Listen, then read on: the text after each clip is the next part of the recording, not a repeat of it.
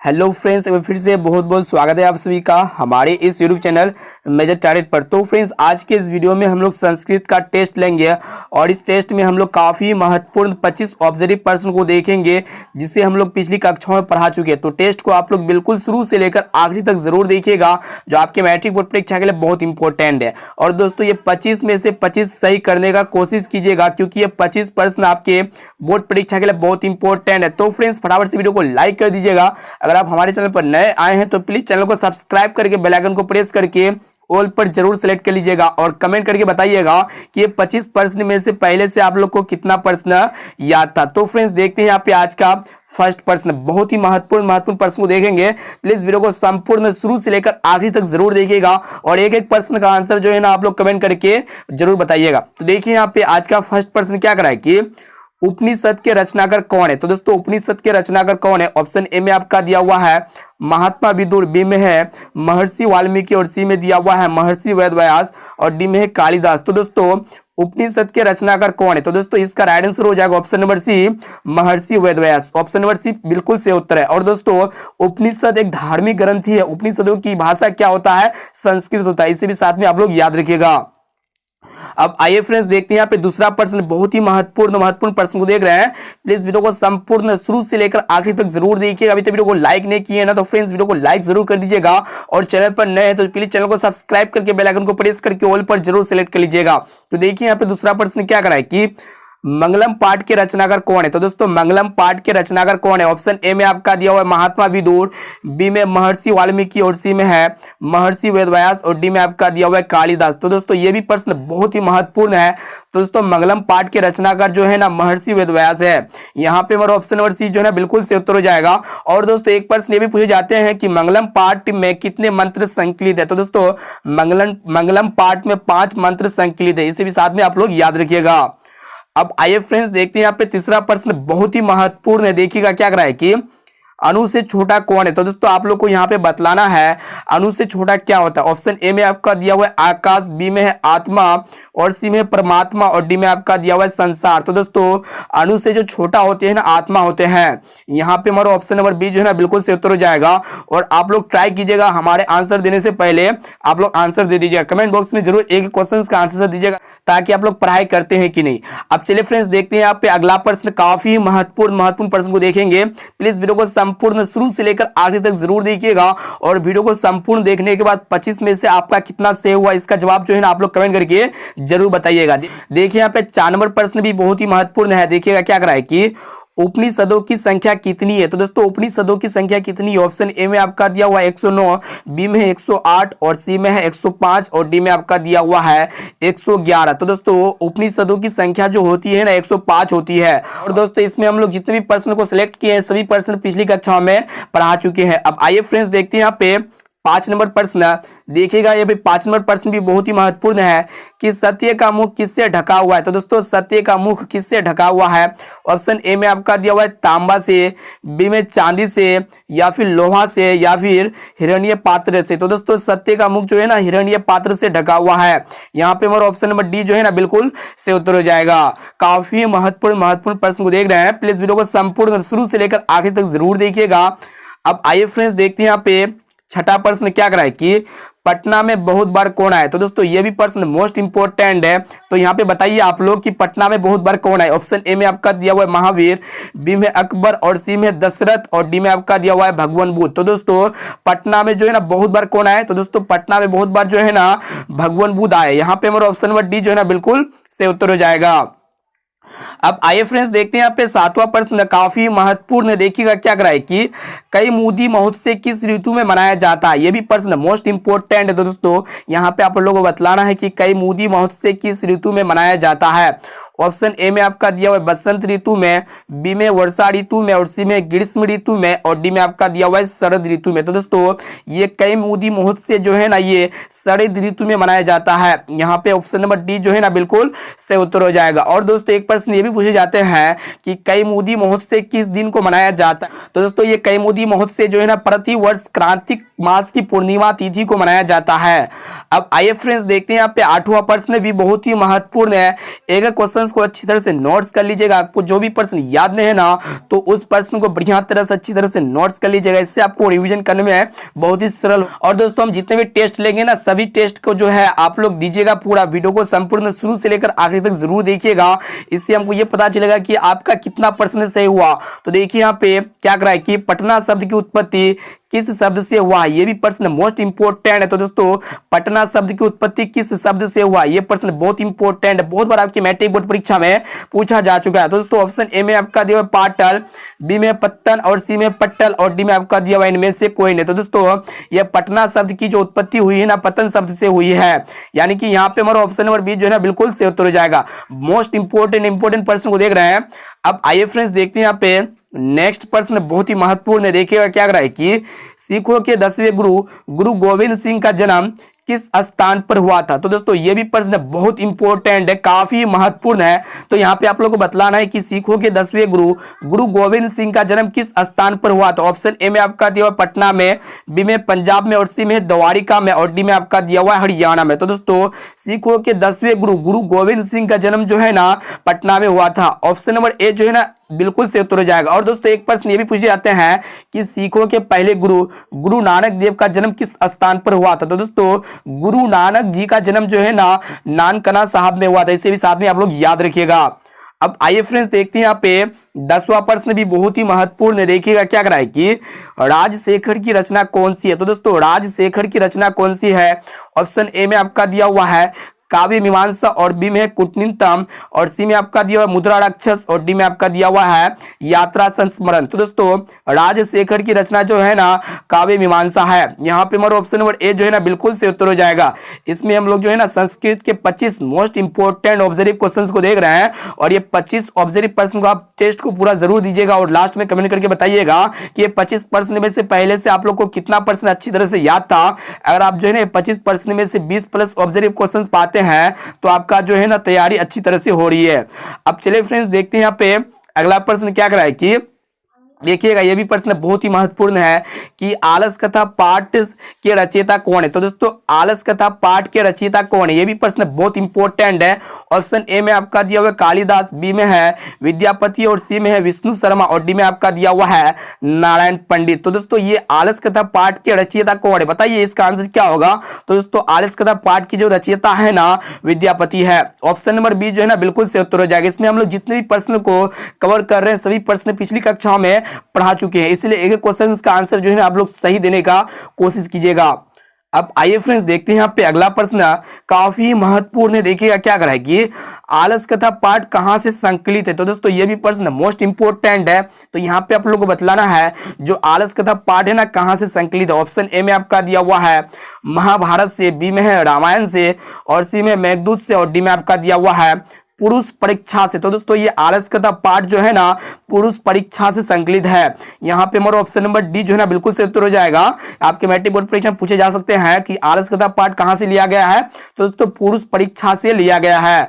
अब आइए फ्रेंड्स देखते हैं यहाँ पे अगला प्रश्न काफी महत्वपूर्ण है। देखिएगा क्या कर रहा है कि भारत में सर्वाधिक आबादी कहां बसती है। तो दोस्तों भारत में सर्वाधिक आबादी कहां बसती है। ऑप्शन ए में आपका दिया हुआ है महानगरों में, बी में दिया हुआ है शहरों में और सी में दिया हुआ है गांव में और डी में आपका दिया हुआ है गलियों में। तो दोस्तों यहाँ पे आप लोगों को बतलाना है कि भारत में सर्वाधिक आबादी कहां बसती है। तो दोस्तों भारत में सर्वाधिक आबादी जो है ना गाँव में बसती है, यानी कि यहाँ पे हमारा ऑप्शन नंबर सी जो है ना बिल्कुल से उत्तर हो जाएगा। ये भी प्रश्न बहुत ही महत्वपूर्ण है। दोस्तों वीडियो को संपूर्ण शुरू से लेकर आखिरी तक जरूर देखिएगा, काफी महत्वपूर्ण प्रश्न को देख रहे हैं। अब आइए फ्रेंड्स देखते हैं यहाँ पे, देखिएगा यहाँ पे 14 नंबर प्रश्न भी बहुत ही महत्वपूर्ण है। देखिएगा क्या कर रहा है कि सच्चा भारत कहां बसता है। तो दोस्तों सच्चा भारत कहां पे बसता है। ऑप्शन ए में आपका दिया हुआ है शहरों में, बी में महानगरों में और सी में गांव में और डी में आपका दिया हुआ है सरायों में। तो दोस्तों सच्चा भारत जो है ना कहां पे बसता है, एक एक प्रश्न का आंसर जो है ना आप लोग कमेंट करके जरूर बताइएगा। तो दोस्तों सच्चा भारत जो बसता है ना गाँव में बसता है। यहाँ पे ऑप्शन नंबर सी जो है ना बिल्कुल से उत्तर हो जाएगा। बहुत ही महत्वपूर्ण प्रश्न है। यहाँ पे हम लोग total 25 most important observe question को देख रहे हैं और ये 25 ऑब्जर्व प्रश्न में से जो है ना आप लोग 20 प्लस ऑब्जर्व ऑब्जर्व पर्सन का आंसर अगर सही देते हैं तो आपका तैयारी जो है ना बहुत ही बढ़िया तरह से हो रही है। अब आइए फ्रेंड्स देखते हैं यहाँ पे अगला प्रश्न काफी महत्वपूर्ण है। देखिएगा क्या कर रहा है कि आग कहां लगाई गई। तो दोस्तों बतलाना यहाँ पे कि आग कहां लगाई गई। ऑप्शन ए में आपका दिया हुआ है आलसशाला में, बी में है गजशाला में और सी में अश्वशाला में और डी में दिया हुआ है इनमें से कोई नहीं। तो दोस्तों यहाँ पे आप लोग बतलाना है कि आग जो है ना कहां लगाई गई थी। तो दोस्तों आग जो लगाई गई थी आलसशाला में लगाई गई थी। यहाँ पे मेरा ऑप्शन नंबर ए जो है ना बिल्कुल सही उत्तर हो जाएगा। और दोस्तों आलसशाला में आग क्यों लगाई गई थी, ये भी प्रश्न आपकी मैट्रिक बोर्ड परीक्षा में पूछे जाते। तो दोस्तों आलसशाला में आग इसलिए लगाई गई थी आलसियों की परीक्षा लेने के लिए। अब आइए फ्रेंड्स देखते हैं यहाँ पे अगला प्रश्न काफी महत्वपूर्ण है। देखिएगा क्या कर रहा है कि आलसशाला में आग क्यों लगाई गई थी। तो दोस्तों आलसशाला में आग क्यों लगाई गई थी। ऑप्शन ए में आपका दिया हुआ है आलसियों को भगाने के लिए, बी में है आलसियों को खाने देने के लिए और सी में आपका दिया हुआ है आलसियों की परीक्षा लेने के लिए। ऑप्शन डी में है इनमें से कोई नहीं। तो दोस्तों आलसशाला में आग जो इसलिए लगाई गई थी आलसियों की परीक्षा लेने के लिए। यहाँ पे हमारा ऑप्शन नंबर सी जो है ना बिल्कुल सही उत्तर हो जाएगा। बहुत ही महत्वपूर्ण प्रश्न है। अब आइए फ्रेंड्स देखते हैं यहाँ पे 17 नंबर प्रश्न काफी महत्वपूर्ण है। देखिएगा क्या कर रहा है कि ब्रह्मा को प्राप्त करने के विषय में बताया गया। तो दोस्तों कौन से उपनिषद में ब्रह्मा को प्राप्त करने के विषय में बताया गया है। ऑप्शन ए में आपका दिया हुआ है कठोर उपनिषद, बी में है ईशावासीय उपनिषद और ऑप्शन सी में दिया हुआ है सविता सौतर उपनिषद और डी में आपका दिया हुआ है मुंडक उपनिषद। तो दोस्तों यहाँ पे आप लोग बतलाना है कि ब्रह्मा को प्राप्त करने के विषय में कौन से उपनिषद में बताया गया है। तो दोस्तों ये ब्रह्मा को प्राप्त करने के विषय में जो है ना मुंडक उपनिषद में बताया गया है। यहाँ पे हमारा ऑप्शन नंबर डी जो है ना बिल्कुल सही उत्तर हो जाएगा। दोस्तों अभी तक वीडियो को लाइक नहीं किए ना तो फ्रेंड्स वीडियो को लाइक जरूर कर दीजिएगा और चैनल पर नए हैं ना तो प्लीज चैनल को सब्सक्राइब करके बेल आइकन को प्रेस करके ऑल पर जरूर सिलेक्ट कर लीजिएगा। अब चलिए फ्रेंड्स देखते हैं यहाँ पे अगला प्रश्न काफी महत्वपूर्ण है। देखिए क्या कर रहा है कि देवलोक का मार्ग किससे प्राप्त होता है। तो दोस्तों बताइए यहाँ पे जो देवलोक होते हैं ना उसका मार्ग जो है किससे प्राप्त होते हैं। ऑप्शन ए में आपका दिया हुआ सत्य से, बी में असत्य से और सी में क्रोध से और डी में आपका दिया हुआ मोह से। तो दोस्तों एक क्वेश्चन का आंसर जो है ना आप लोग कमेंट करके जरूर बताइएगा। तो दोस्तों यहाँ पे क्वेश्चन ये कह रहा है कि देवलोक का मार्ग किससे प्राप्त होता है। तो दोस्तों जो देवलोक होते हैं ना उसका जो मार्ग प्राप्त होते हैं सत्य से प्राप्त होते हैं। यानी कि यहाँ पे हमारा ऑप्शन नंबर ए जो है ना बिल्कुल सही उत्तर हो जाएगा। अब आइए फ्रेंड्स देखते हैं यहाँ पे देखिएगा यहाँ पे 19वां प्रश्न भी बहुत ही महत्वपूर्ण है। देखिएगा क्या कर रहा है कि सत्य से क्या प्राप्त होता है। तो दोस्तों यहाँ पे आप लोगों को बतलाना है सत्य से क्या प्राप्त होता है। ऑप्शन ए में आपका दिया हुआ है पृथ्वी लोक, बी में नरक लोक और सी में है देवलोक और डी में आपका दिया हुआ है इनमें से कोई नहीं। तो दोस्तों सत्य से क्या प्राप्त होता है। तो दोस्तों सत्य से जो है ना देवलोक प्राप्त होते हैं। यानी कि यहाँ पे मेरा ऑप्शन नंबर सी जो है ना बिल्कुल सही उत्तर हो जाएगा। ये भी प्रश्न बहुत ही इंपॉर्टेंट है। एक एक प्रश्न को अच्छी तरह से याद कर लीजिएगा। अगर आपको जो भी प्रश्न याद नहीं है ना तो दोस्तों उस प्रश्न को नोट्स कर लीजिएगा। अब आइए फ्रेंड्स देखते हैं यहाँ पे अगला प्रश्न काफी महत्वपूर्ण है। देखिएगा क्या कर रहा है कि मृत्यु को वश में कौन कर लेते हैं। तो दोस्तों यहाँ पे आप लोगों को बतलाना है कि मृत्यु को वश में कौन कर लेते हैं। ऑप्शन ए में आपका दिया हुआ है मूर्ख, बी में अज्ञानी और सी में है विद्वान और डी में आपका दिया हुआ है कोई नहीं। तो दोस्तों मृत्यु को वश में जो ना कौन कर लेते हैं। तो दोस्तों इसका आंसर हो जाएगा ऑप्शन नंबर सी विद्वान। विद्वान लोग जो है ना मृत्यु को वश में कर लेते हैं। अब आइए फ्रेंड्स देखते हैं यहाँ पे अगला प्रश्न बहुत ही इंपॉर्टेंट है। इसमें हम लोग total 25 most important observe questions को देख रहे हैं और एक एक क्वेश्चंस का आंसर जो है आप लोग कमेंट करके जरूर बताइएगा। अगर ये 25 ऑब्जर्व प्रश्न में से आपका ऑब्जर्व प्रश्न 20 प्लस ऑब्जर्व प्रश्न बढ़िया होता है यानी कि आप लोग आंसर दे पाते हैं सही और सटीक तो दोस्तों आपका तैयारी जो है ना अच्छे तरह से हो रही है। अगर इस तरह से आप क्लास कीजिएगा तो ये मेरा गारंटी है कि आपकी मैट्रिक बोर्ड परीक्षा में 480 प्लस मार्क्स आएगा। इसलिए हम जो भी वीडियो अपलोड कर रहे हैं एक एक क्वेश्चन को अच्छी तरह से याद करते हुए चलेगा और एक क्लास को कीजिएगा। इससे क्या होगा आपका पढ़ाई में जो है ना बहुत ही इंप्रूवमेंट मिलेगा। इसलिए एक क्वेश्चंस को याद कर लीजिएगा। अब आइए फ्रेंड्स देखते हैं यहाँ पे देखिएगा क्या कर रहा है कि पटना किस राज्य की राजधानी है। यह प्रश्न बहुत इंपॉर्टेंट है। दोस्तों पटना किस राज्य की राजधानी। ऑप्शन ए में आपका दिया बिहार, बी में उत्तर प्रदेश और सी में मध्य प्रदेश और डी में है गुजरात। तो दोस्तों पटना जो है ना बिहार राज्य की राजधानी है। यहाँ पे हमारा ऑप्शन नंबर ए जो है ना बिल्कुल सही उत्तर हो जाएगा। अब आइए फ्रेंड्स देखते हैं यहाँ पे अगला प्रश्न भी बहुत ही महत्वपूर्ण है। देखिएगा 22वां प्रश्न क्या कर रहा है कि एशिया का सबसे बड़ा पुल किस नदी पर स्थित है। तो दोस्तों एशिया का सबसे बड़ा पुल किस नदी पर है। यानी कि ऑप्शन ए में आपका दिया हुआ है गंगा नदी पर, बी में ब्रह्मपुत्र नदी पर और सी में यमुना नदी पर और ऑप्शन डी में है सिंधु नदी। तो दोस्तों एशिया का सबसे बड़ा पुल जो है ना ये गंगा नदी पर स्थित है। यानी कि यहाँ पे हमारा ऑप्शन नंबर ए जो है ना बिल्कुल सही उत्तर हो जाएगा। बहुत इंपॉर्टेंट प्रश्न है। अब आइए फ्रेंड्स देखते हैं यहाँ पे अगला प्रश्न, प्लीज वीडियो को संपूर्ण शुरू से लेकर आखिरी तक जरूर देख लीजिएगा। बहुत सारे ऐसे प्रश्न है जो आपकी मैट्रिक बोर्ड परीक्षा में सीधे सीधे यहीं से देखने को मिलेगा। तो देखिए यहाँ पे अगला प्रश्न क्या करा है कि मुद्रा राक्षस किसकी रचना है। तो दोस्तों मुद्रा राक्षस किसकी रचना है। ऑप्शन ए में आपका दिया हुआ है अशोक घोष की, बी में है भारवी की, और ऑप्शन सी में दिया हुआ है विशाखदत्त की, और ऑप्शन डी में है माघ की। तो दोस्तों ये मुद्रा राक्षस जो है ना विशाखदत्त की रचना है, यानी कि यहाँ पे हमारा ऑप्शन नंबर सी बिल्कुल सही उत्तर हो जाएगा। बहुत इंपॉर्टेंट प्रश्न है। अब आइए फ्रेंड्स देख लेते हैं यहाँ पे, देखिएगा यहाँ पे 24वां प्रश्न क्या कराए कि सिखों के पहले गुरु कौन है। तो दोस्तों सिखों के पहले गुरु कौन है। ऑप्शन ए में आपका दिया हुआ है गुरु नानक देव। और हाँ, इसमें हम लोग जितने भी प्रश्न कर रहे हैं ना, बहुत सारे ऐसे प्रश्न है जो आपके मैट्रिक बोर्ड परीक्षा में यहीं से देखने को मिलेगा। इसीलिए क्वेश्चन को अच्छी तरह से याद कर लीजिएगा। और सभी प्रश्न हम लोग जो है ना पिछली कक्षाओं में पढ़ा चुके हैं। अगर आप संस्कृत के सभी कक्षा नहीं देखे हैं तो सभी कक्षा को पढ़ सकते हैं बढ़िया तरह से। तो दोस्तों देखिए यहाँ पे क्या कराए कि सिखों के पहले गुरु कौन थे। ऑप्शन ए में आपका दिया हुआ है गुरु नानक देव, बी में गुरु गोविंद सिंह, और ऑप्शन सी में है गुरु रामदेव, और ऑप्शन डी में आपका दिया हुआ है गुरु तेज बहादुर। तो दोस्तों सिखों के पहले गुरु जो है ना गुरु नानक देव है, यानी कि यहाँ पे ऑप्शन नंबर ए जो है ना बिल्कुल सही उत्तर हो जाएगा। और दोस्तों एक प्रश्न भी पूछे जाते हैं कि सिखों के 10वें गुरु कौन है। तो दोस्तों सिखों के 10वें गुरु जो है ना गुरु गोविंद सिंह है। इसे आप लोग साथ में याद रखिएगा, बहुत इंपॉर्टेंट प्रश्न है।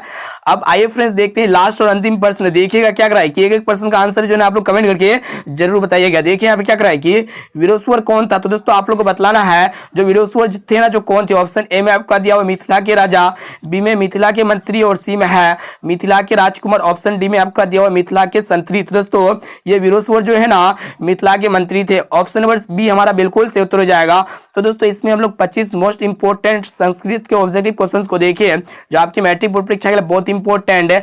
और आप लोग कमेंट करके बताइए कि 25 प्रश्न में से आपका कितना उत्तर सही हुआ। तो दोस्तों इसका आंसर आप लोग जरूर कमेंट करके बताइएगा। अब आइए फ्रेंड्स देखते हैं यहाँ पे आज का होमवर्क प्रश्न जो आपके लिए लिया गया। देखिएगा क्या कराए कि पटना का इतिहास कितना वर्ष पुराना है। तो दोस्तों पटना का इतिहास कितना वर्ष पुराना है। ऑप्शन ए में आपका दिया हुआ 2500 वर्ष, बी में 2000 वर्ष, और ऑप्शन सी में दिया हुआ 1500 वर्ष पुराना, और ऑप्शन डी में आपका दिया हुआ 1000 वर्ष पुराना। तो दोस्तों पटना का इतिहास कितना वर्ष पुराना है, इसका जवाब जो है ना आप लोग कमेंट करके जरूर बताइएगा कि पटना का इतिहास कितना वर्ष पुराना होता है। बहुत इंपॉर्टेंट प्रश्न ये भी है। और दोस्तों टेस्ट जो है ना आपका समाप्त हो गया और सभी क्वेश्चंस का आंसर जो है ना आप लोग कमेंट करके जरूर बताइएगा। इसके साथ जो है ना होमवर्क क्वेश्चंस का आंसर जो है ना जरूर बताइएगा। और 25 प्रश्न में से आपका कितना प्रश्न जो है ना सही उत्तर बता पाए। तो दोस्तों फिर मिलते हैं जल्दी अगले वीडियो पे। वीडियो को लाइक जरूर कर दीजिएगा और चैनल पर नए हैं ना तो प्लीज चैनल को सब्सक्राइब करके बेल आइकन को प्रेस करके ऑल पर जरूर सेलेक्ट कर लीजिएगा। इससे क्या होगा जब भी हम क्लास आए ना तो आपको नोटिफिकेशन पहुंच जाए और उसी नोटिफिकेशन के थ्रू से जो है ना आप क्लास कर सकते हैं और बोर्ड परीक्षा में 480 प्लस मार्क्स ला सकते हैं। तो दोस्तों फिर मिलते हैं जल्दी अगले वीडियो पे।